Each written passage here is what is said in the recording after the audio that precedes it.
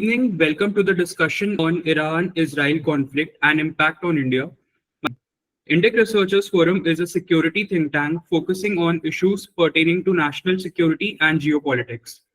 The recent crisis in West Asia escalated to a brief, direct confrontation between Iran and Israel. Israel's bombing of Iranian consulate in Damascus resulted in Iranian casualties. In retaliation, Iran launched drone and ballistic strikes inside Israel, leading to minor casualties. In response, Israel carried out low intensity targeted attacks in Iran. Since then, both countries have shown intent to de escalate. However, an immediate end to the larger crisis in West Asia seems unlikely. To discuss this, we are honored to have Ambassador Soumen and Major General Rajan Kochhar as key speakers. We are equally delighted to have Dr. Nand Kishor as the session chair. Dr. Kishor is an associate professor at the Department of Politics and International Studies, Public Relations Office, coordinator of Center for Gandhian Studies, and coordinator for SAP DRS2 at Pondicherry University. He is formerly the head of Department of Geopolitics and International Relations, Manipal Academy of Higher Education.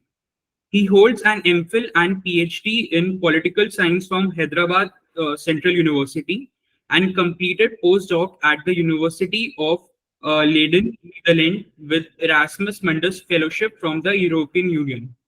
He has several publications in journals and edited volumes. His recent book, Reimagining India in the Geopolitics of 21st Century, has been critically acclaimed for its theme and content.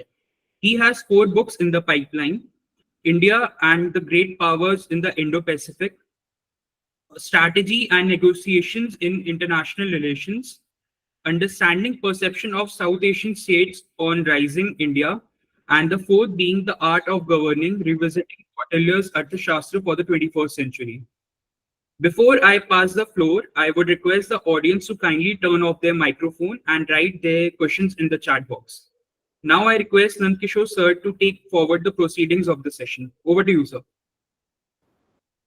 Thank you, Yashas, and thanks Indic Research Forum for having me here. And it's a great pleasure to be in the presence of two eminent personalities, Ambassador Soumen and also Major General Rajan Kochhar, whom I have known for a while now. We've been interacting on different occasions. It's an extremely important topic, and also a topic that too many people are talking because of the way things have unfolded and the surge of information that comes from there, whether verified or not verified. But nevertheless, at the same time, it's always a pleasure and it's also a learning experience to listen to people who have been in the field and who have also done extensive work on this one. Listening to the horse's mouth is always a real good thing to happen for all those good number of students and also enthusiasts and the scholars who have joined here.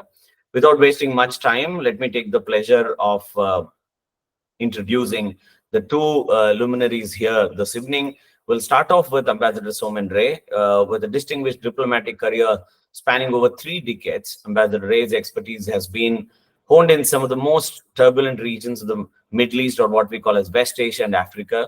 His journey commenced in Baghdad during the most strenuous sort of Iran-Iraq war, where he was initiated into the intricacies of the conflict diplomacy. Under the mentorship of a seasoned ambassador, he gained invaluable insights into the genesis of conflict between nations and the subsequent involvement of other countries driven by their political, economic, and ideological interests.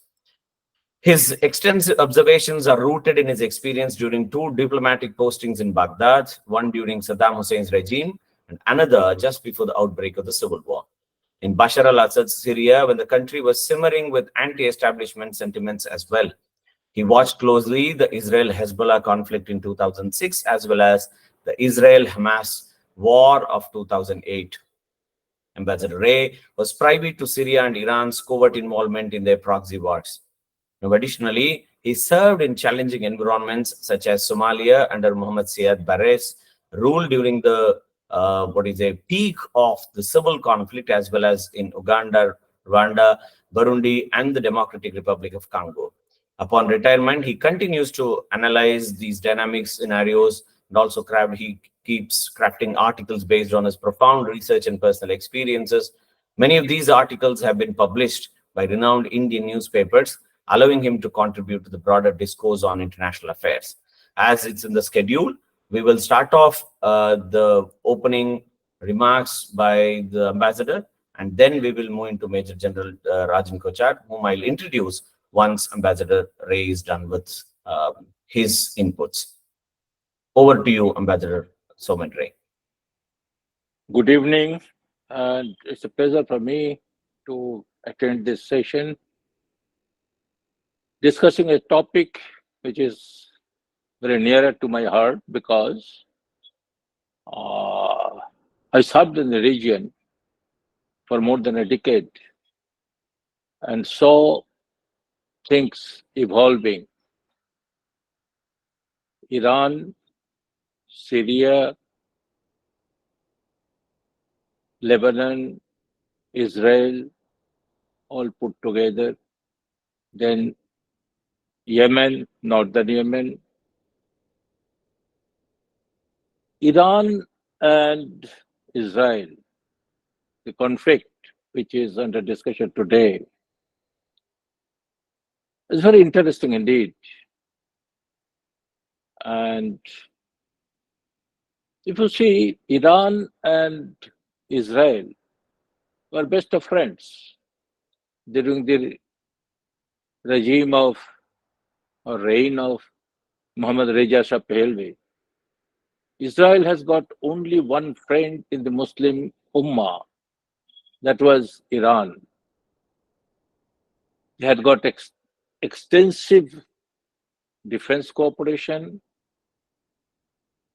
cooperation in science and technology, agriculture, even intelligence gathering and sharing.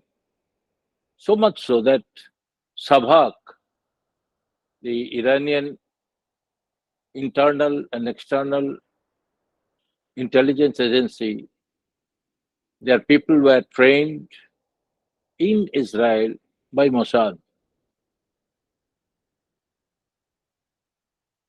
Except a short interregnum during the period when Mossadegh became the prime minister, who was very soon assassinated by, widely it is reported, by MI6 and CIA agents. Relations were on even keel. But the whole scenario changed in 1979 after the Islamic Revolution in Iran. Iran started calling the US as the Great Satan and Israel as the Little Satan. Israel was supporting Shah, so they were Little Satan, and US is the supporter of Israel, so Israel was the Little Satan. Now, for a decade or so, following Islamic Revolution, their relations started worsening. But during this period of worsening, that is the 80s, two developments took place in the Levant region which helped Iran. First was the formation of Hezbollah in 1982 after the Israeli IDF attacked southern Lebanon, and after the end of this war, refused to leave the Sheba Farm region, which is a strategically located place located between Iran, Syria, Israel, and Lebanon. It's a strategic point. So, Abbas al-Musawi formed this organization called Hezbollah, that is Party of God. Initially, they were members of the Amal, another Shiite group in Lebanon. They broke out and formed this one. He got a very good lieutenant, a 22 years old young boy, studied in Najaf in Iraq under the tutelage of Imam Ayatollah Ruhollah Khomeini, and he learned the Islamic theology and especially the jihadi theory of Islam. It's a truly Shiite organization. Iran started going with them, and having close relation between Iran, Khomeini and Nasrallah especially. Then and started giving them logistic supports initially. Then in 1987, December 1987, when the first Intifada started, a group of fundamentalist Sunni organization, Sunni people, came out from Muslim Brotherhood who were working in Palestine since 1935 under Hassan al-Banna, his elder brother, formed this in Egypt. Now, Muslim Brotherhood was initially, doing some charitable work like running schools and hospitals and all. So, Hamas, young generation of Hamas, they came out, and mainly Ismail Haniyeh, Khaled Mashal, and they got inspiration from an old blind cleric, Sheikh Yassin. So they formed the Hamas, an armed resistance group, as they called themselves to be. But soon because of the Israeli pressure, their leadership were forced to relocate to Jordan. But in Jordan also, when Jordan-Israel rapprochement took place in 1994, King Hussein told them to leave the country. They were trying to find out a good place to relocate. Iran embraced them, brought them there in Iran, in Tehran. But there are two factors. There's a fundamental Sunni organization working in a Shia country. They found it uncomfortable. B, and which is more important, is that their theater of war, that is Palestine, was far off from Iran. So they relocated to a friendly country of Iran, that was Syria. Syria was ruled at that time by Hafez al-Assad. He himself is a Shia, though it is a country is Sunni majority. It's a Shiite country, but he being an Alawite, a sect of Islam, he brought all these people and kept them in a camp called Yarmouk refugee camp. And from there, Hamas group started training their armed brigade, and in fact formed the armed brigade there, Al-Qassam group, with Iranian money, Iranian arms and ammunition, and training by the Iranian Revolution Guard Corps trainers. And they were sending them to Palestine to fight So they got two good proxies, one in Hezbollah and one is Hamas. Then, in the beginning of this millennium, at the time Hezbollah and Hamas became relatively stronger. There was the 2006 war between Hezbollah and Israel, and that was the first time since 1948 that Hezbollah could stop the onslaughts of Israel.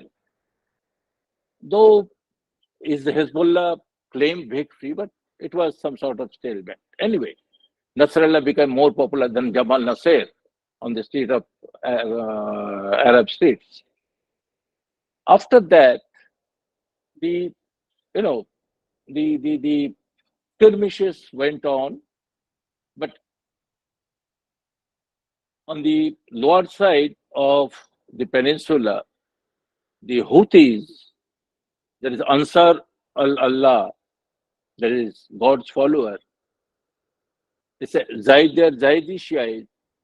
They started fighting or revolting against the dictatorial regime of uh, President Saleh, who was supported. Saudi Arabia did not want any disturbances in that area because Yemen lies at the junction of or at the mouth of Bab al-Mandeb, that strait, which connects the Red Sea with the Gulf of Aden. And more than 60% of the Gulf countries' oil are exported through that channel. So Iran supported Houthis because it's another branch of Iran found another ally or proxy or asset in northern Yemen. So, and for 15 years, I remember in 2014, the Saudis had told President Obama that they will finish the Houthis within 6 weeks. But after 6 years, in 2022, they hit Aramco and other facilities, oil facilities and terminals even of the Saudi Arabia, putting the oil prices in tailspin. So Iran was there, using its proxies and watching their success against the US, Israel, and the mainstream Arab countries, because Iranians are Persians, and it's a historical fact that Iranian and Persians and Arabs do not gel. Now, to cut it short, so this is Iran's strength. In the meantime, Iran uh, having less combat ready soldiers, they focused on developing their ballistic missiles, cruise missiles, drones with the help of Russia. China also pitched in. They developed uh, uh, uh, it's not like the Israelis or Israeli devil sling or an American iron shield, but it was some sort of, I don't say some sort of, it was very good air defense system they developed. Having done so, Iran was taking the punches of Israel on an on and off basis. Israelis are killing their scientists, generals. Americans are killing their generals, including General Soumen in Baghdad. So in this situation, this thing started. Now, why Palestinians started at this particular time and point is a different issue, a topic for discussion. Now, in this scenario, Iran was keeping, as the terminology goes now, that strategic peace, but they are managing the escalation. They are managing the escalation through Houthis, managing the escalation through Hezbollah, and Hamas, they could not finish till now. Today is what? 206 days, they have not finished. So, Now, when Iran attacked, uh, Israel attacked the Damascus embassy in Iranian embassy in Damascus on the autostrada, the usual road I used to take when I was going to our embassy from my residence, and I visited the embassy several times. That was the red line. Iran has to do something, at least for public consumption at home. Iran had done it very intelligently and judiciously.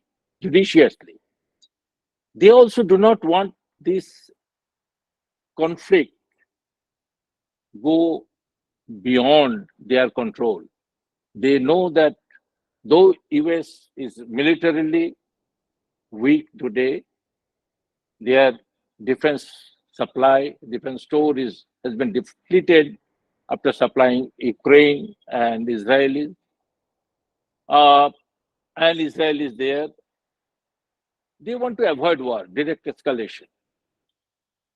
So what they did after this attack in Damascus, they announced that, okay, we will retaliate, but it will not be as such that it will not to be seen as a direct attack on Israel. There are reports that Bill Burns did meet Iranian representative in Qatar or perhaps in Oman, and Bill Burns told them that not to escalate no civilian casualty. He said, yes, there is no civilian casualty, and we will hit them. We'll convey a point. They conveyed the point by striking, and it would be a topic for defense analysts discussion for years to come, how they used decoys and finally hit the 4 targets they wanted. The intelligence command and control center, both in Golan Heights and in Tehran and in Tel Aviv. Then the airfield from where the F-35 took off, and another airfield. But no human casualty. They did not hit any purposely. They only showed that they had got the capacity. Now, in today's situation, as of today, to me, there is the escalation of war, further escalation of war is highly improbable. Highly improbable. And it will be managed by both the sides. Tony Blinken is in Saudi Arabia. He landed a few hours back. French foreign minister is in Lebanon. He came in there yesterday to control the Houthis because to Hezbollah, because they know Hezbollah is a part of government. So it will be the escalation will be managed. It will not go beyond that. And Hamas is dictating terms. Last week, Ismail Haniyeh told the visiting Turkish foreign minister that we can disarm our Al-Qassam brigade. We can dissolve ourselves. We'll be a political party, provided Palestinian state is recognized on the basis of pre-1967 war and internationally recognized and allowed to become a member of the UN, which will not be or which cannot be accepted by Israel, because 68%, 62% of the West Bank is occupied by them with thousands of settlers, hundreds of thousands of settlers. So this is the scenario.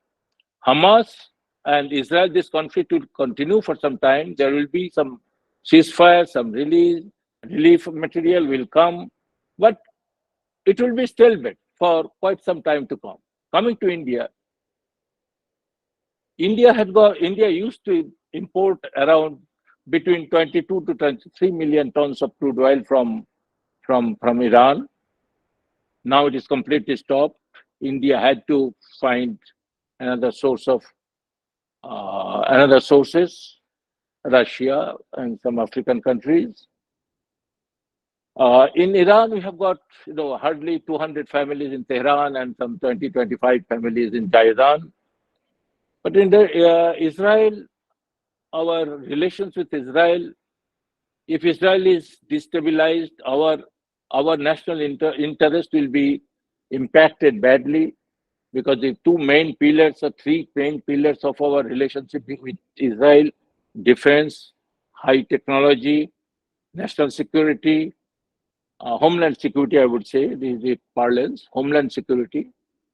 So we are very much interested, India is very much interested to see that, at least in Israel, and we have got 85,000 people of Indian origin Jews living in Israel.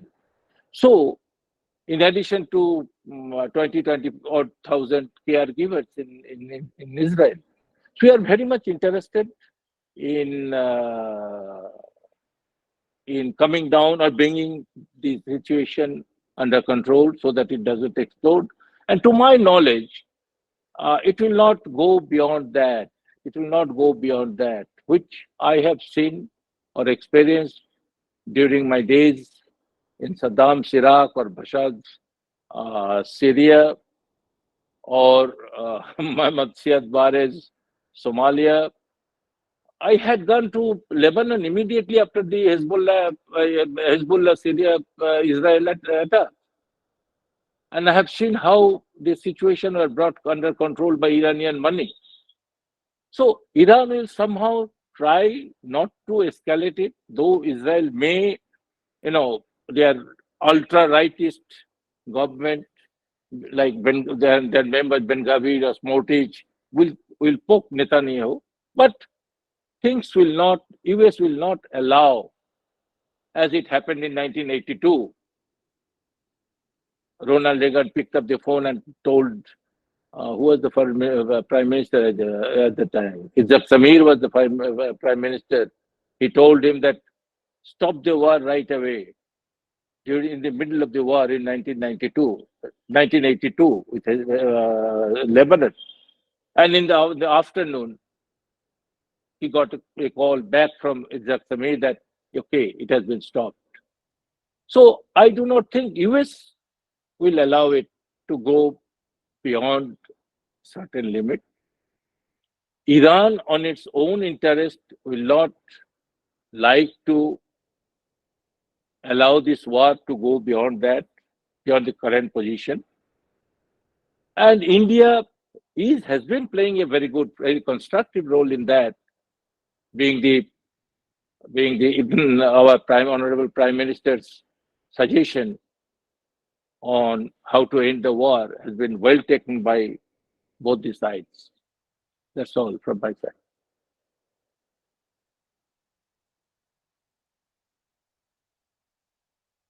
Yes, General, you can take over now.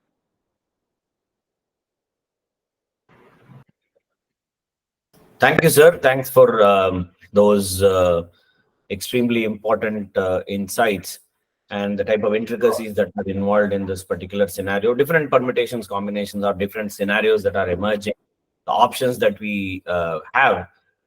We will allow the questions and other things in the later stage, but by then the audience can also leave your questions in the question box, in the chat box.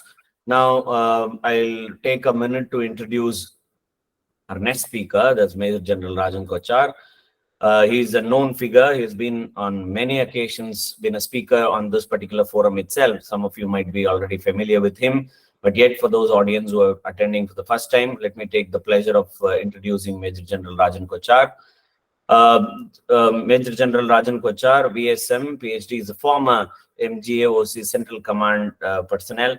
He has commanded key logistics units of the Indian Army, such as Commandant of a Central Ordnance Depot and Divisional Ordnance Units of an Infantry and Rapid Divisions. He has done active service in operational areas of Jammu and Kashmir and the Northeast. He is the recipient of a Vishisht Seva Medal awarded by the President of India. He has also been awarded the Army Commander's Communication twice. He holds doctorate in emotional intelligence and is a certified NLP practitioner coach. His book, Breaking the Chinese Myth, has been a bestseller on Amazon itself. Some of you are keen or interested, you can purchase them and then you can read as well. He has been recently appointed the director of the NEET Business School. He's also serving as the vice chairman of National Council of News and Broadcasting. Those of you follow Major General Kochhar, you would know how busy he is and how many talks he delivers on a daily basis and how many people consult him on issues of strategic importance and international relations. Without wasting much time, I invite Major General Rajan Kochhar to deliver his lecture. Thank you, sir. Um, Thank you, Nand Kishor, for a very fine introduction. Can I be heard? Yes, yes. Okay, all right. You are, sir. You are, please. So it was a very a wonderful presentation by Ambassador Soumen.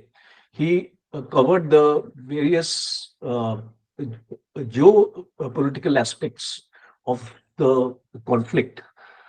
It would be my privilege now to actually cover the strategic and the military aspects. And Ambassador Ray had actually mentioned a point that how Iranians were able to penetrate the defense, the solid air defense of the Israelis. I would also comment on that. That what are my observations on that and how it was done. We are all aware that this is not a new conflict. This rivalry between the Iranians and the Israelis is quite old now. Of course, if we talk about the pre-1979 era, before the Iranian Revolution, they were the best of friends. As a matter of fact, Iran had excellent relations with Russia, UK, and United States also. And if we try to analyze the military arsenal today of Iran, you will find that it has all weapon platforms supplied both from Russia and the United States as well as Great Britain of the pre-1979 era. Unfortunately, after that, the modernization of the Iranian army has not actually gone into its air force or its other naval aspects. It has actually focused on missile technology, which I'll be actually covering in my presentation. I am making use of a certain slides because to give viewers a better understanding of the strategic location of this region in the Middle East, as well as certain military comparisons between the two armies, talk about the air defense capabilities of the Israelis as well as of the Iranians. And finally, I would be also addressing the nuclear aspect because that is one area which is extremely important after the 2015 treaty they had with the United States. Things have gone pretty bad. So, what is the latest on that? And what are the implications for the security of this region in case Iran becomes nuclear, in terms of nuclear weaponry, in terms of nuclear warhead, and finally implications on India. Uh, can you just start the presentation, please?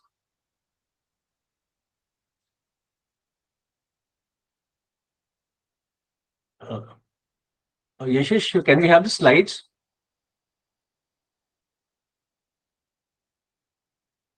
So just a second, I'm just Okay.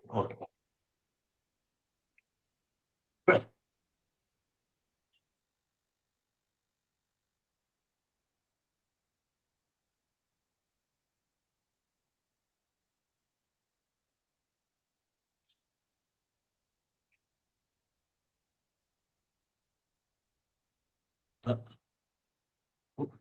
okay. Uh, you can move on to the next one. Okay. Now, for the benefit of the viewers here, we see this entire map of the Middle East. I am just spend a few moments here to analyze the strategic significance of Iran. If you see the location of Iran, it borders Pakistan, it borders Afghanistan, and the Central Asian Republic. And we are also aware there is an oil pipeline in process. Of course, it hasn't. The work hasn't started in Pakistan, but Iran has already completed its part of the pipeline. So, how important this region becomes in terms of oil and energy resources? Secondly, if you look at the Arabian Sea and the Gulf of Oman here, as well as the Persian Gulf and the Hormuz Strait, you will find that in case of a conflict, if this pipeline or if this shipping route is affected, it is bound to affect the entire traffic of trade traffic from Asia to Europe. And if we come down towards Yemen, because why I am talking about Yemen here is because it actually controls the Red Sea and onto the Suez Canal. So, in case these two, Gulf of Hormuz and the Red Sea, are in turmoil, and if Iran is able to control these two major sea routes, it will have strategic implications onto the regions between Europe and Asia. Next slide.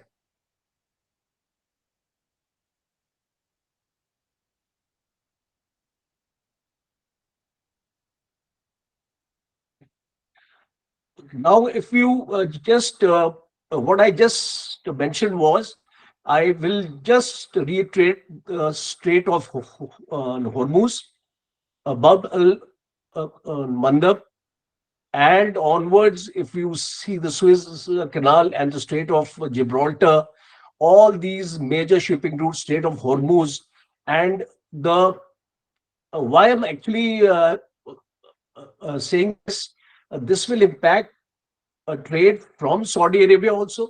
It will impact the trade from all those countries which are trading with Iran. It will impact trade from the UAE. The entire Gulf gets affected. Next slide. Now, what you see in red or maroon uh, is the influence what Iran extends into these states. Ambassador Ray has also brought it out in a very lucid manner that we have the presence of Hezbollah in Lebanon, we have the presence of Hezbollah in Syria, we have Shia militia in Iraq, and we have the Houthis in Yemen. So, what Iran has been doing post 1979 in order to maintain its hegemony and influence in this area, because uh, Iran feels that Saudi Arabia should not be allowed to be recognized as the leader of the Muslim nations in this region. So Iran uh, exerts its influence through the axis of resistance, as we call it, through these countries. The next slide.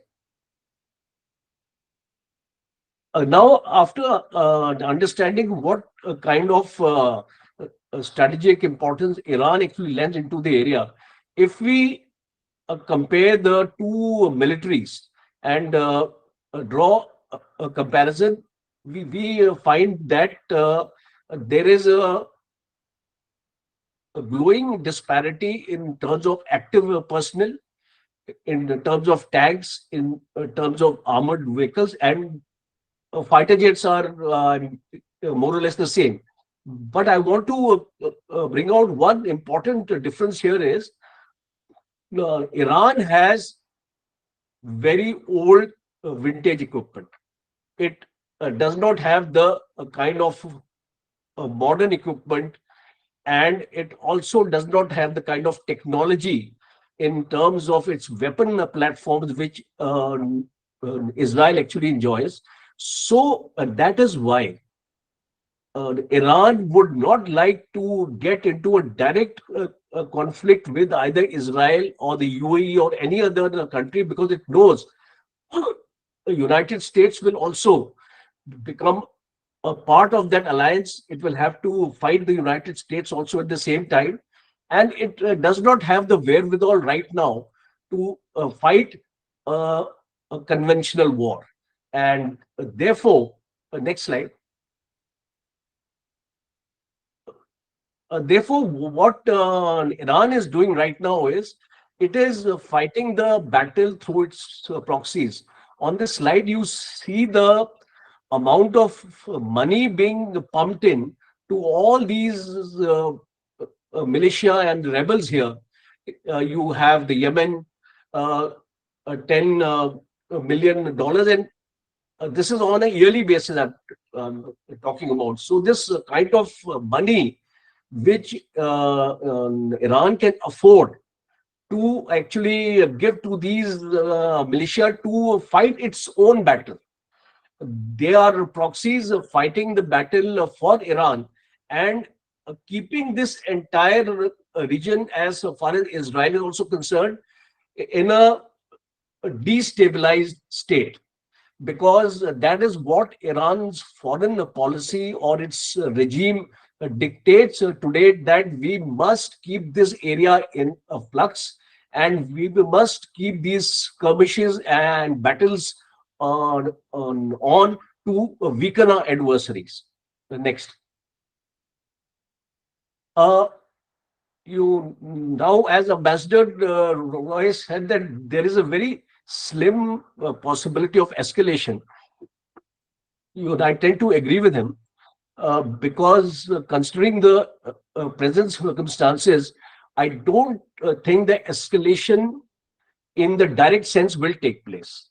But at the same time, I don't exactly rule out escalation from the proxies, because what is happening here is the Israel-Hamas war has gone beyond its mandate, actually.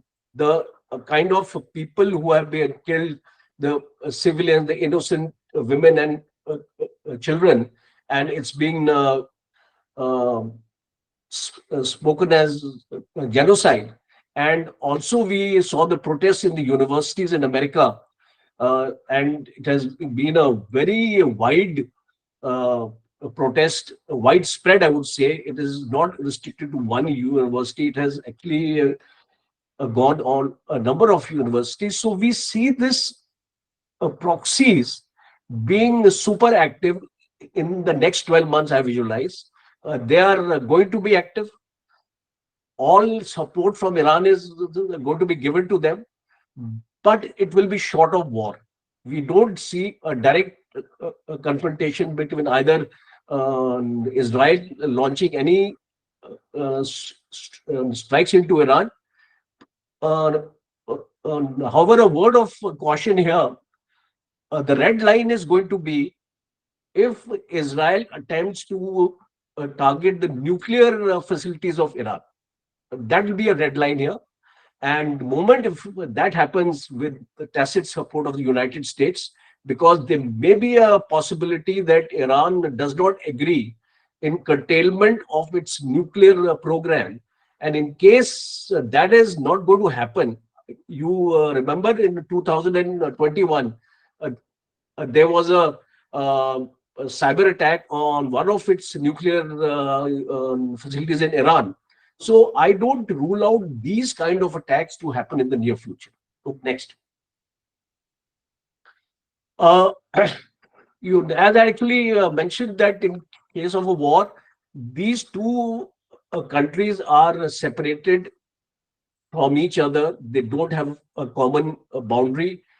They have almost 2,000 kilometers of separation, and by air it is about 1,067 kilometers. So I don't actually visualize a war taking place over your missiles and your aircrafts flying over Saudi Arabia, Iraq, Jordan, and Syria, and things like that. So because of these uh, geographical considerations, I would say this war is likely to be limited to the war of proxies. Next.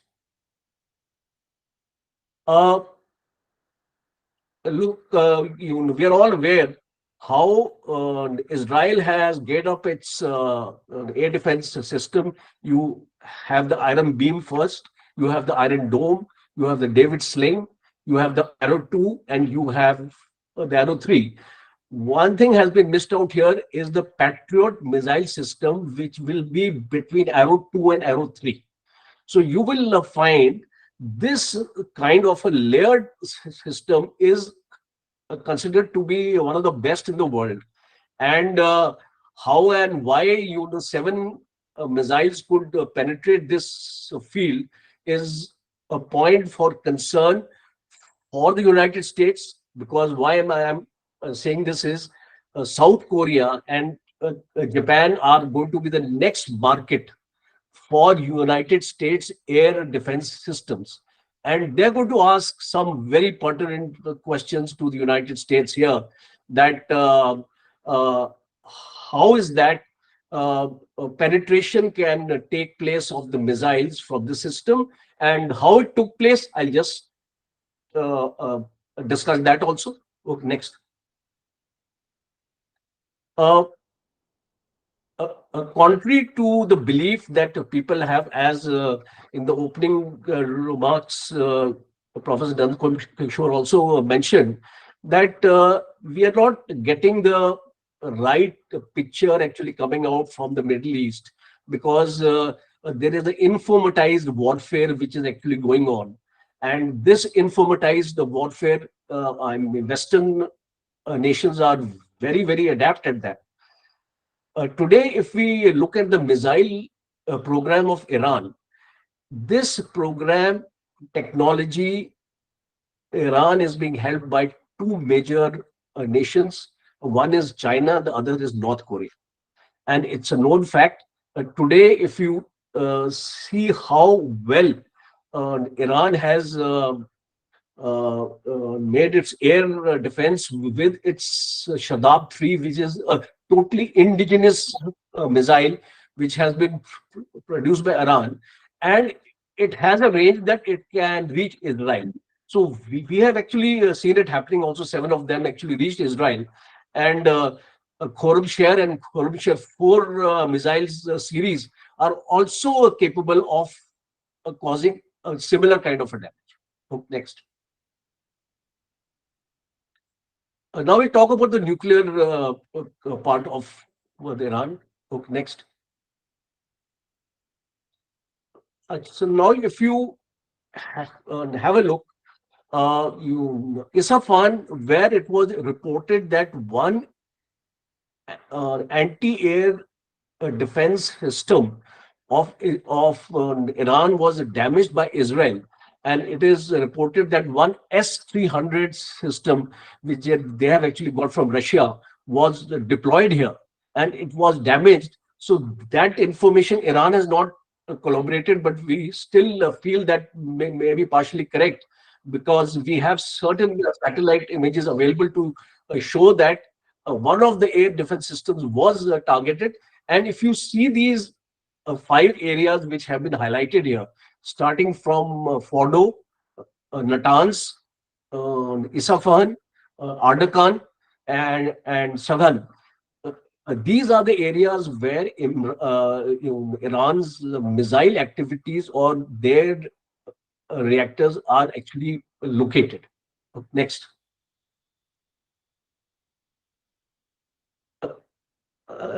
Now, if you are able to read this slide, I'll just mention only 3 specific areas in this. In the 2015 nuclear deal,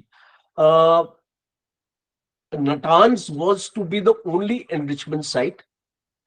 The Arak nuclear reactor was to be redesigned, that weapon grade plutonium will not be manufactured here. And in Fordo, the 1044 centrifuges which were supposed to be there, they will not be used for uranium enrichment. But what has happened now is, it's a very, very disturbing news is that Behruz Kamal Wandi, he is the head of the nuclear program of Iran. On 13th April 2021, he has made a statement that Iran has 210 kgs of uranium, which has been enriched to 20%.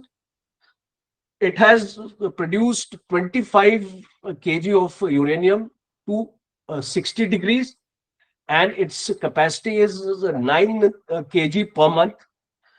And at the Fordo plant, where you see this Fordo is located, he has been able to achieve 83.7% enrichment of the uranium.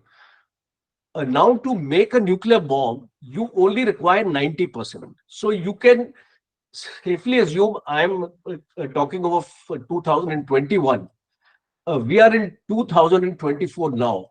You can safely assume that today Iran has the capability to make a nuclear warhead. It has the capability, it has already achieved more than 90% of the uranium at the Fordo plant. And in case of a contingency, if he has already not to manufacture the nuclear warheads, it is presumed that in a matter of 10 days, he can produce 3 nuclear warheads. So, considering this kind of a capability which is there in Iran, if a situation comes where the United States tries to flex its muscle onto Iran, already a number of sanctions have been placed on Iran, but there may be a possibility where the things cross a red line as far as Iran is concerned. So I would like to conclude or assume that it won't be an sort of an impossible assumption to make here that Iran may launch a nuclear weapon. Next. This is the way we saw the way Iran's uranium stockpile was actually happening till around 2015. And then we see a period from 2016 to 19 where, because of the deal, things had stabilized. Then Donald Trump comes and he scraps the deal. And then we see how this enriched uranium stockpile starts increasing. Also, we see the external inspectors who were supposed to be there supervising this kind of a thing have not been permitted into certain areas by the regime in Iran. So, safe to assume it that today Iran has the capability, or it may even be having some nuclear warheads. Next.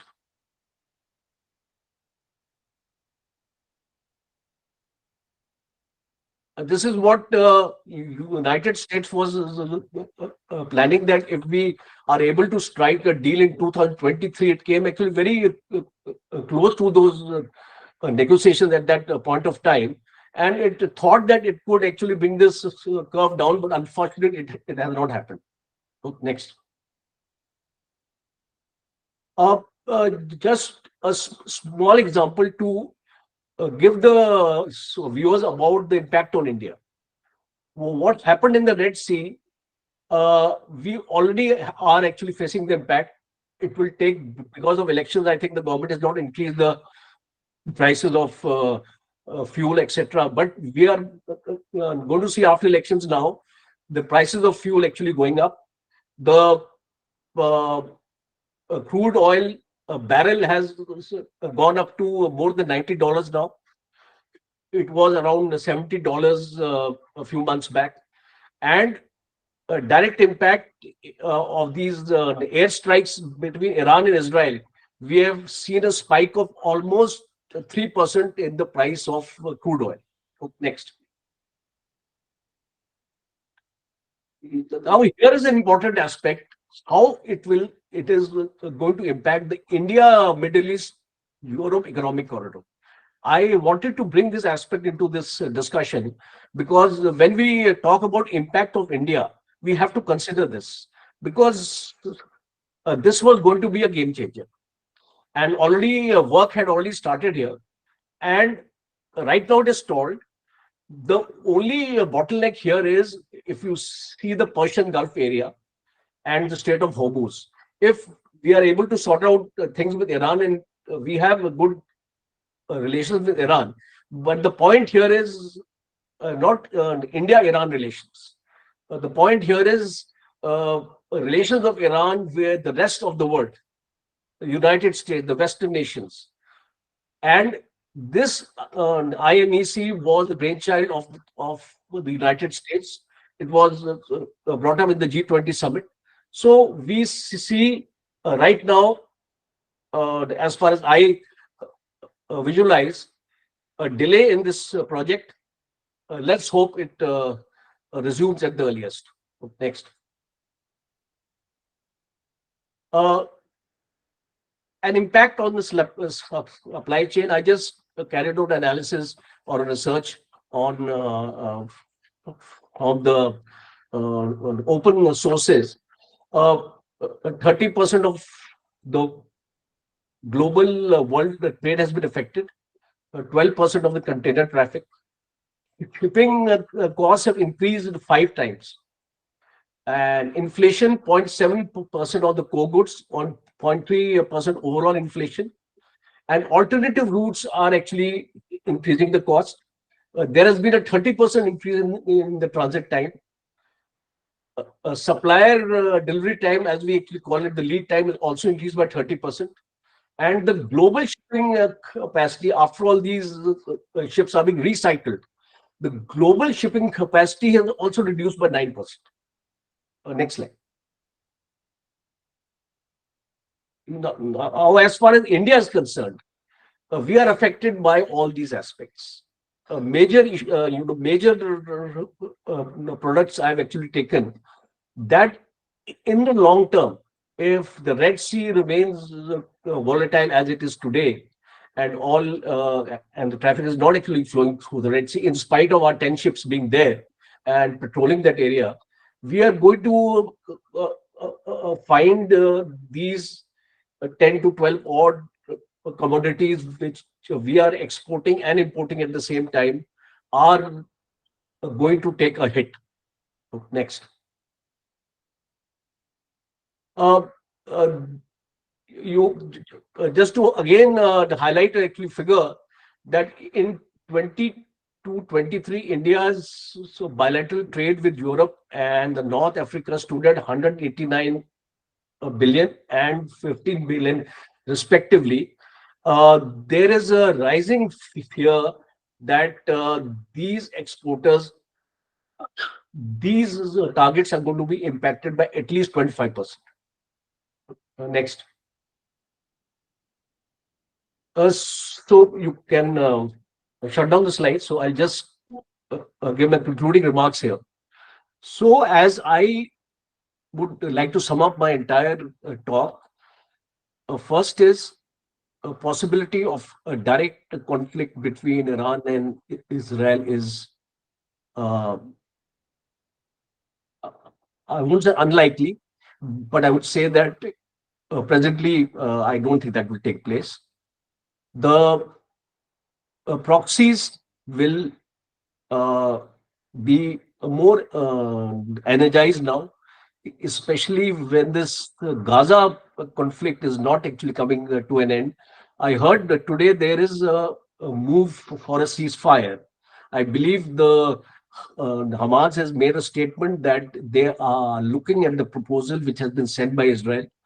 So let's hope this deal. Anthony Blinken is also there in Saudi Arabia, the ambassador has mentioned, and the French counterpart is there in Lebanon. So hopefully we will see some sort of a peace deal actually coming up. and tensions easing in the area. But then this is only a short-term sort of thing. What are we looking at long-term prospects? Are we looking at a two-state? Is Israel going to accept Lebanon?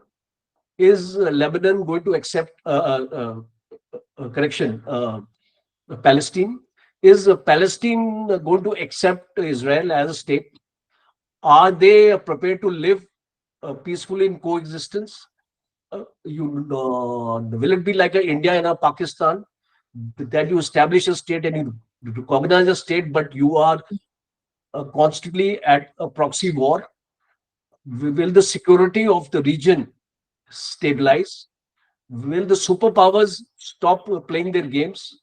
Russia and China have already started off. They have a large interest in the Middle East, especially China's trade has almost, in the last 1 year, $10 million of oil have been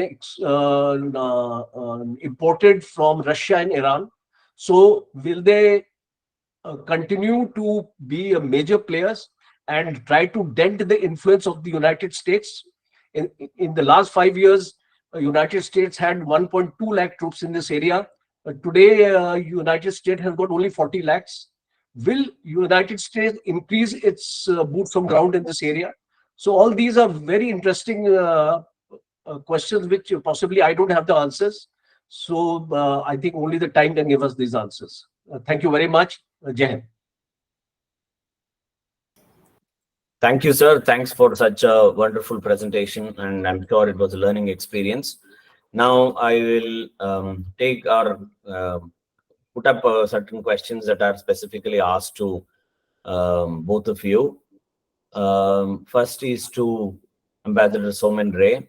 One of the questions Mr. Joshi is asking is Iran is an important partner of India. With these escalating tensions with Israel, is Iran pushing away from getting mainstreamed, if at all it wants to get mainstream? And how does this impact India's ambitions in the region is one of the questions that's been asked to Ambassador Ray. Do you want to go one by one, or you want to collect a couple of questions, Ambassador? I think couple of questions collection. Okay, fine. Then there is also a question from the Indic Research Forum and the team itself. With the killing of the second head of the Al-Qaeda, that is Zawahiri, the next leader, Saeed al-Adel, he came into. The current leadership is said to be present in Iran for now and has recently issued threats against the Americans through their southern border. How does this play a role?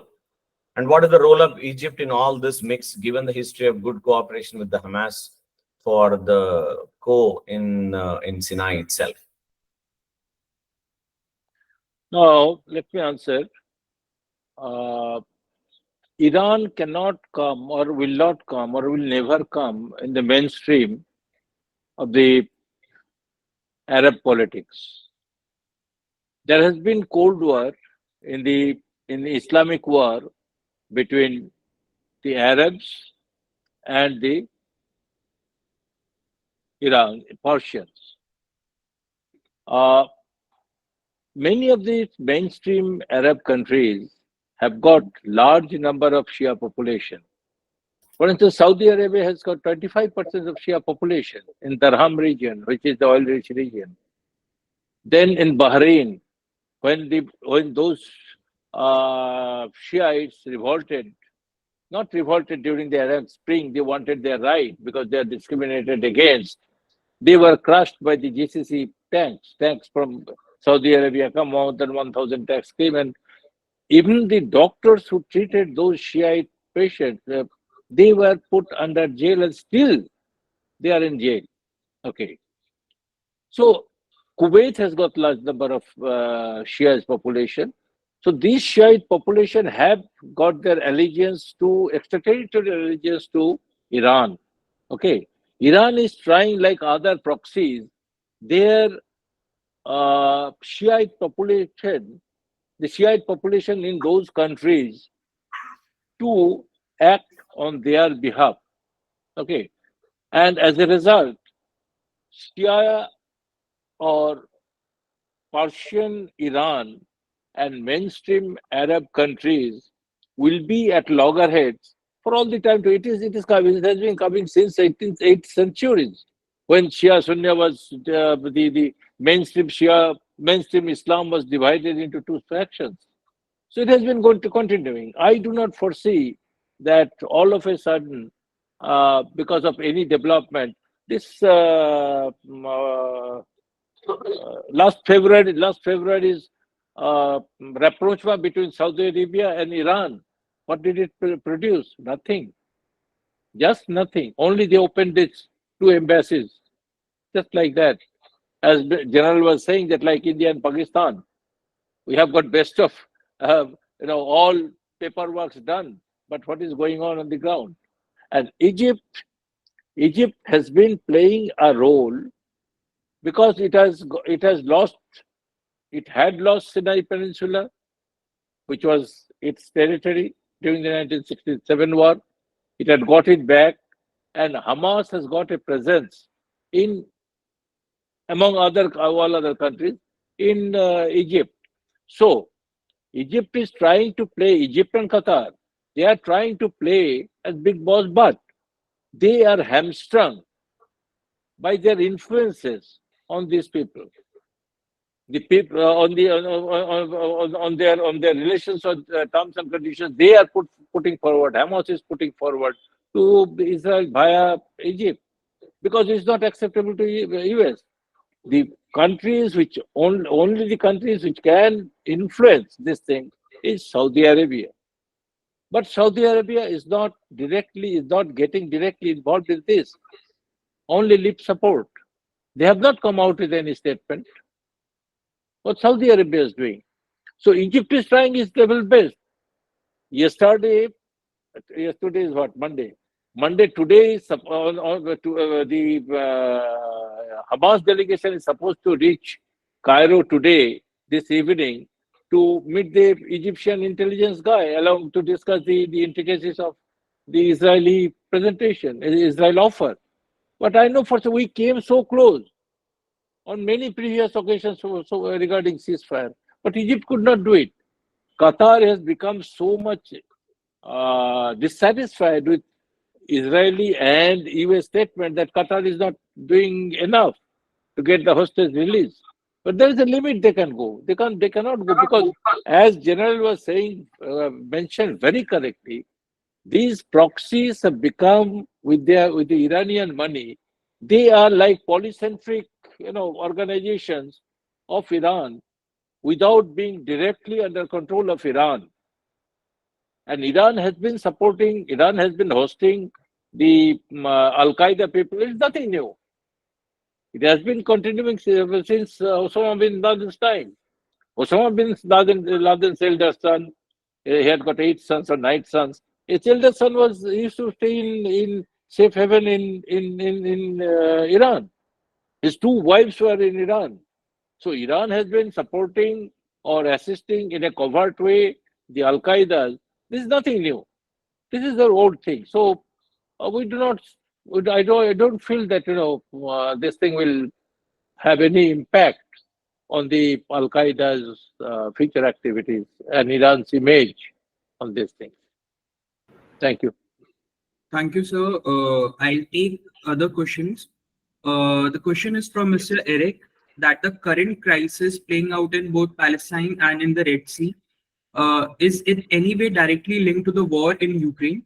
In other words, does India see any relationship between the two, and is it being instigated by any geopolitical actor? I think Rajan Kochhar, sir, if you'd like to take this question. Okay, this was for me. एक बार repeat करना, because I thought you were asking the message. Okay. The question is that the current crisis which is being played in Palestine and in the Red Sea, is it any way linked to the war in Ukraine? And in other words, does India see a relationship between two, and is the war being instigated by any other geopolitical actor? It's a very good question, Eric. You've gone. It's not linked to the Ukraine war at all, because the issues are different in the Ukraine war. The actual issues were absolutely different. Why uh, Russia decided to carry out a special operation, as they call it, on Ukraine. And here the issues are different. Here the issues are related to a particular problem between the Jews and the Palestinians. And this problem is not old. It's a very, very old sort of a problem. It's not a new problem. We have been encountering these things happening. So what was the trigger? I would say if you look at any conflict, there has to be trigger which compels a particular nation or a group to act in a manner in which they act. Here, the trigger was, since a right wing government came into Israel. And if you remember, Israel has been very politically unstable in the last 5, 6 years. About 4 to 5 elections have taken place in Israel. So when a right wing government comes into Israel, they start creating things difficult for the Palestinians to live in their areas. They start enforcing checks at the Alaska mosque. Also, we saw incidents happening. And they started increasing their own Jewish settlements in the West Bank. So when these things come to a certain stage that a particular community is forced to react in the manner, I do not accept, or I do not recognize that Hamas has done an absolutely right thing. I actually condemn it. But what has prompted it to do it? This was one of the reasons. Second reason was that uh, the Abraham Accord. The Abraham Accord was also a kind of a catalyst for Iran to start reacting very fast, because uh, things were going at a pace between Saudi Arabia and the Israelis, and some kind of a settlement of a Palestinian state was emerging. Israel was also uh, quite open to some kind of suggestive thing that we can divide West Bank into three parts, and we can discuss that, what we actually saw in the Oslo Accord also. So things were happening very fast, which Iran didn't want it to happen.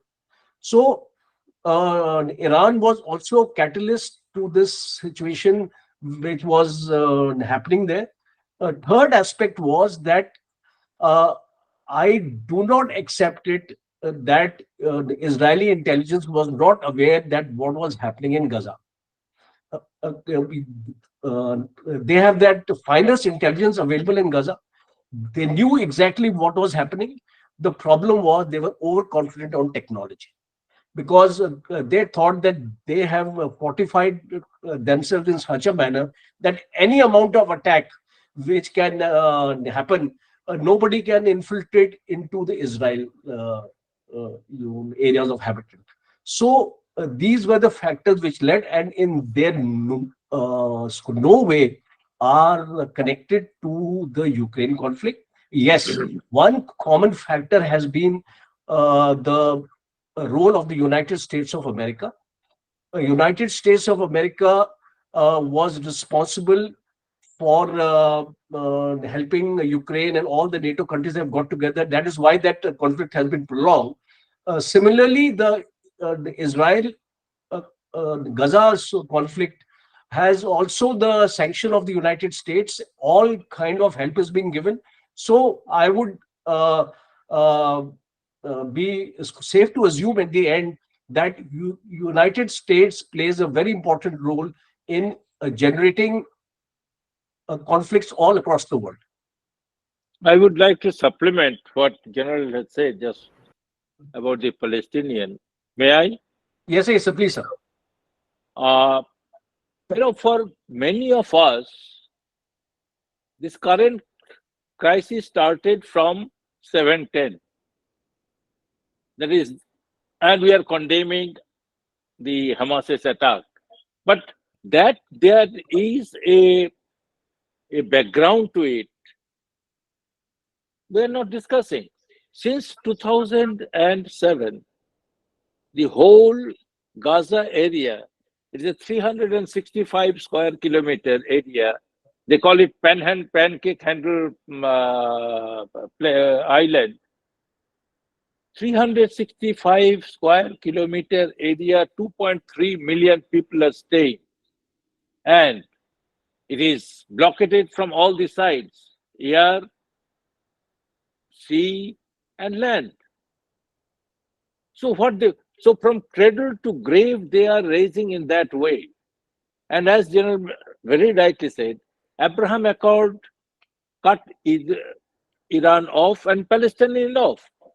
Had Israel's and Saudi Arabia rapprochement happened, MBS in last September during the General Assembly session in New York, he said, every day we are getting closer to Israel.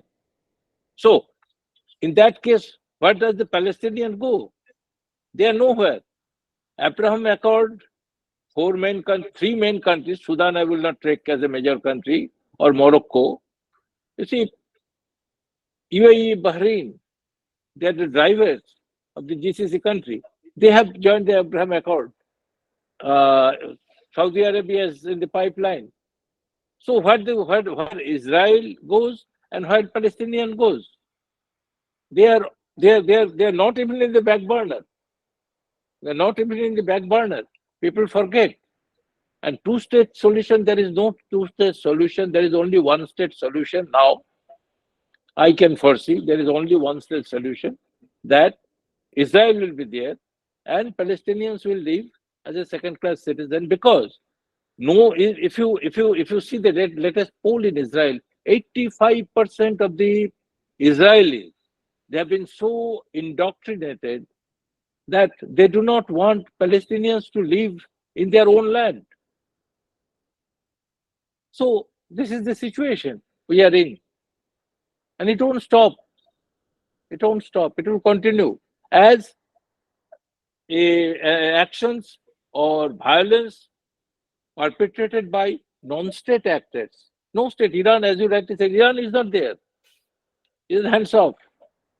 Their satellites will do it. So this is the situation. Thank you. Thank you so much, sir. Now we have a question from Mr. Apurvanand directed to Ambassador, sir, that the current Israeli Prime Minister is having the lowest approval ratings. Does that in any way impact his intentions to pursue the war further to consolidate his power? No, it's not question of consolidating his power. His power remains, as General said, during the last 4 years, there have been three general elections. And in no general election, there was a clear, no party got or no coalition got a good mandate to govern the country. And there are so many court cases are pending in the court. They cannot take action because he's in position. He's in office. See, just before 7/10, see the huge amount of protest on the streets of Israel against Prime Minister Netanyahu's plan to curtail the role or power of the judiciary. So it is nothing to do. He is continuing the war. I may be sounding, anti-Semitic. I may be called anti-Semitic, but that's not the case. The Jews are one of the finest people in the world on earth. They do have the full right to have their own state, homeland, and to live peacefully, not live by the fear of Katusha rockets sent from the northern Palestine to its southern border. No, they want to live a peaceful life, but they are not allowed to live a peaceful life because of some politicians. Thank you. Thank you, sir. Next question is, I think, directed to both General Kochhar as well as Ambassador. Hezbollah had in favor of Assad led the assault against Islamic State and Free Syrian Army under the Iranian umbrella. They are known to have large-scale personnel deaths, especially in the middle and higher organizational structure. Has Hezbollah recuperated from its Syrian adventure, and do they hold the personal and organizational capacity to have an active front against the Israelis? Uh, Okay, I'll answer the military aspect of it. You see, uh, uh, a militant organization will always suffer casualties. Its leadership will get eliminated, but they have a system of hierarchy, and it builds up very fast. So even if you eliminate a top leader, you will find that the effectiveness of that organization doesn't go down. We have seen it happening with Al Qaeda. We have seen it happening with in Pakistan also, Lashkar-e-Toiba and things like that. So that is one aspect, that any killing of the leader actually does not affect, because it's an ideological movement. It's a movement which is, like as we say, Islamic jihad, and we talk about caliphate and all those things which they want to accomplish in the world, domination of Muslims everywhere. Second aspect is, as far as their strength goes, I am given to understand that instead of depletion, there has been an increase in strength of Hezbollah. Today in Lebanon, Hezbollah has a strength of approximately 50,000 fighters. And let me tell you, in 2006, this war with Israel lasted 34 days. And it was a big embarrassment for Israel, because Israel was not able to accomplish much in this war. And as a matter of fact, Israel also does not claim a victory in this war. So it was a major boost for Hezbollah in this area. And today you see that Hezbollah expanded towards Syria also. So it's not controlling eastern Lebanon. It's also there in southern Syria, and these are two areas which are extremely vulnerable to Israel, because they are the borders. And Israel, the forces have to be on ready alert all the time, because you don't know. And the kind of missiles that today, I'm given to understand, only a few days back I was talking to somebody who has worked in that area.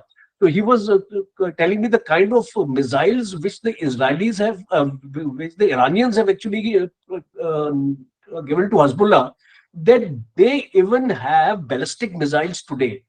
And we have seen in the recent attacks on the Israeli towns which are on the borders, as well as on the Israeli defense forces positions, these missiles have been quite effective in causing damage to the equipment as well as installations. And of course, a number of deaths of the Israeli soldiers also have taken place.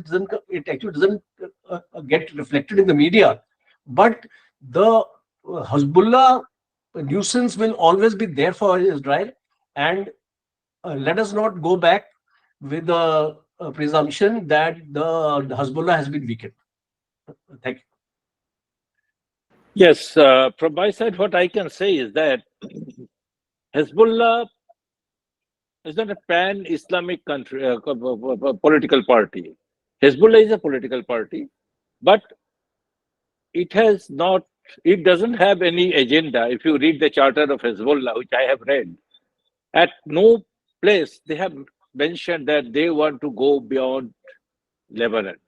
They have entered Syria, southern Syria, only to protect that area for Bashar al-Assad. Okay. And they are still there, just protecting that area, because Syrian army has been depleted. And as General very rightly pointed out, today I have my sources in that region. They said that Hezbollah has got more than 140,000 missiles, ballistic missiles, 140,000, and their soldiers, their fighters around 70,000 plus are not weekend fighters. They are regular army.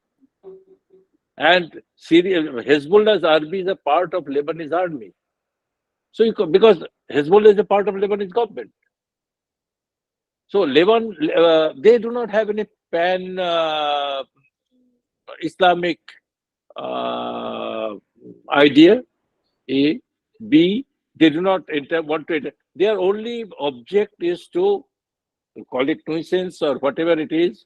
They will keep on doing this thing because when they are attacking this Israel, they are not attacking as a Lebanon government forces. They are attacking. Their armed brigade is attacking as a non-state actor without the approval of Prime Minister. Even in 2006 war, Prime Minister Awen openly said that I have not ordered any war with Israel. So I am not a party to any ceasefire agreement or ceasefire negotiation. So it is a non-state actor. Thank you. Okay. Sir, another question to you is from Mr. Weber. As a large neighbor with growing stakes in West Asia, how crucial this Iran-Israel conflict and Iran's joint statement mentioning Kashmir for India's interests in Afghanistan, Central Asia, and West Asia in a whole? Sorry, can you repeat the question, please? Yeah. Sir, as a large neighbor, this is from Mr. Weber, that a large neighbor with growing stakes in West Asia, how crucial this is Iran-Israel conflict, and what about, I think basically the question is that there is this recent statement by Iran mentioning Kashmir. I think not in the statement, but in that joint document that Iran and Pakistan have put out, there is a mention of Kashmir. So basically what I assume is that Mr. Weber was asking about how this is going to impact, I think, Indian interest with respect to what is going in Iran and Israel conflict. You see, Iran has been doing this thing there is nothing new. This is nothing new. Iran has been, mentioning Kashmir on and off. Even when I was posted in Iraq, from Iraqi foreign ministry, I came to know that in YC, there is Organization of Islamic Conference. Pakistan is also a member. That Iran is going to raise the Kashmir issue there, and it's Iranian-sponsored resolution, Iranian-sponsored draft. So this is nothing new. This is nothing new. Okay. Sir, I think now we can take the last question since I think we have already overshoot our time. Sir, my last question to Major General Kochhar sir is from Mr. Prashant. In what ways can India utilize its defense capabilities and strategic partnerships to contribute to stability in the Middle East, while also managing relationships with other influential actors like China and Russia, as well as regional powers like Saudi Arabia and UAE? It's a question which I think will take a lot of time to answer, but I'll cut it short into just a little thing that Prime Minister Modi has visited UAE 6 times already. He has been to the Middle East 13 times. So you can imagine, or you can assume, that what importance India plays in having a very good relationship with the Middle East, and a large number of agreements, MOUs have been signed. Industry is also getting associated, people to people contact is taking place. So, and we have a large amount of diaspora there. So that also makes a lot of difference in India playing a major role as far as the Middle East is concerned. India may not be involved in a military role, but definitely in a diplomatic role. And second aspect is, as far as the balancing is going between the United States and Russia, India is so far, I think, doing a good job. We've been able to balance our needs because, our Indian army is 70% equipment is of the Russian origin. So we and Russians have known to be our very, very trustworthy friends. So we can't leave them, and we will continue to have this relationship. And as far as our own capabilities are concerned, see, this Middle East war has been an eye opener that we need to strengthen our air defense systems, because a country needs to protect itself from the latest kind of technological advances which the other nations are doing. For example, I will give you, China has got this hypersonic missile. Now, this hypersonic missile is a missile which has a speed of more than 5 Mach. And China's missile is almost around 9 to 10 Mach speed. Now, presently, whatever air defense systems we have, they don't have the capability to detect a hypersonic missile. We can detect a supersonic missile, but we cannot detect a hypersonic missile, and we ourselves don't have a hypersonic missile. So now is the question of evolving ourselves or improving our own capabilities. I've only given you one example. There are many such examples available. So now is the time to look inwards and start our preparation in developing the system. It may take 5 years, it may take 10 years, doesn't matter. But the process has to start, the budgeting has to be given, the encouragement to the scientists have to be given, that they start working on these projects. The youth of the country have to be mobilized, especially the IIT tie-up is already taking place with the Indian Army. Army Design Bureau is already tying up with various IIT students at all, and there is a joint projects we are actually working with them. So I think that the roadmap is very, very clear now, and in the times to come, I'm sure we will become strong enough to make an impact at the world geopolitical stage in a military manner also. Thank you. Okay. Thank you, sir. Sir, with this, we have come to the end of the session. Any concluding remarks, short concluding remarks, Ambassador Soumen sir and Major General Kochhar sir, if you'd like to make? Ambassador sir. So should I Would you say like- something? Yes, sir, please. Okay, this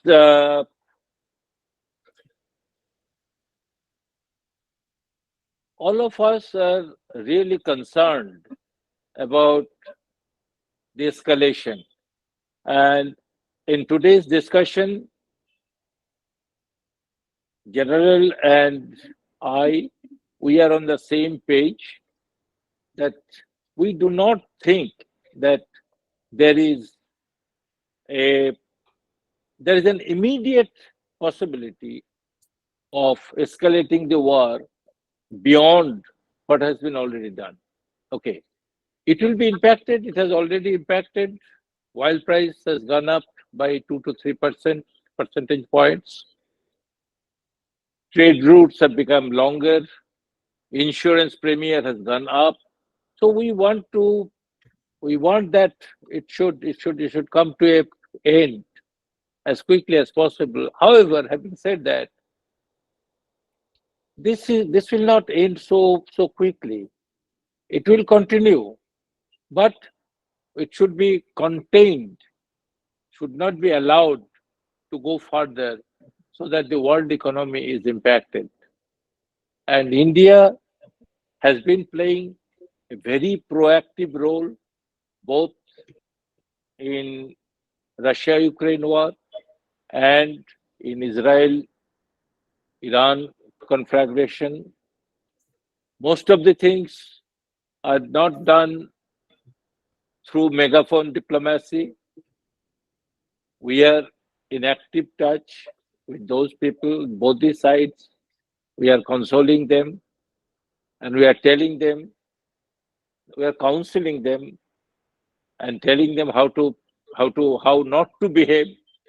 And we only hope that good sense will prevail. That's all. Thank you, General. It was a very, very enlightening discussion with Ambassador Ray, and he has brought out some very, very pertinent points. And all the students of Indic Research Forum who are studying geopolitics, who want to do actually research on this, must take note of this discussion. And as rightly brought out by Ambassador Ray, that it's not an era of war. I mean, a war does not accomplish or will not give you any dividends. You can take example of any war. At the end of the war, even the victor of or the person who has won the war, he actually cannot say that he has won the war because economically he has gone back by a decade. So any country which goes to war must understand the implications of war. And see, today we are seeing what is happening on our Ladakh border on the line of actual control. We have almost 80,000 troops deployed there. China also has about 80,000 troops deployed there.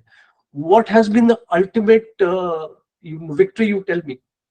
Both the countries have spent crores of rupees in maintaining such large armies there without anything tangible emerging out of it. So I think it is very important for the world leadership to understand that whatever you want to achieve, you cannot achieve by suppressing a nation. You have to join hands, you have to work together. And only by working together, we can achieve the progress.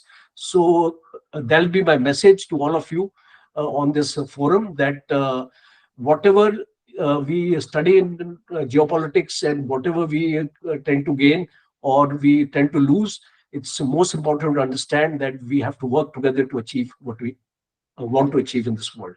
Thank you very much. Jai Hind. Thank you so much, sir. Dr. Nand Kishor, sir, had to leave because of an emergency, so I'll be delivering the vote of thanks and the concluding remarks. So I think this was a very comprehensive discussion, and General Rajan Kochhar, sir, had brilliantly brought out the points related to the strategic and military aspect. Same Ambassador, sir, for his comprehensive remarks on the geopolitical as well the ideological aspects of this conflict. So I'll just make one point that that this war is not going to be limited to the kinetic domain, as we have already seen that the impact of this war in the West with massive protests in the American universities. Same, we see that this war is being fought not only in the civil society but also over the internet. So I think this is a very good lesson that we should, as a country, learn as to how fourth and fifth generation warfare impacts a country. So I believe this discussion has really helped us to understand the intricacies of this conflict. So once again, I thank Ambassador Sir and Rajan Kochhar Sir for their time, and also to our audience for their well thought questions. So with this, we have come to the end of this session. The recordings of this session will be uploaded on our YouTube channel in next 48 hours. So that's it from my end. Thank you very much. Okay. Thank Thank you very you. much.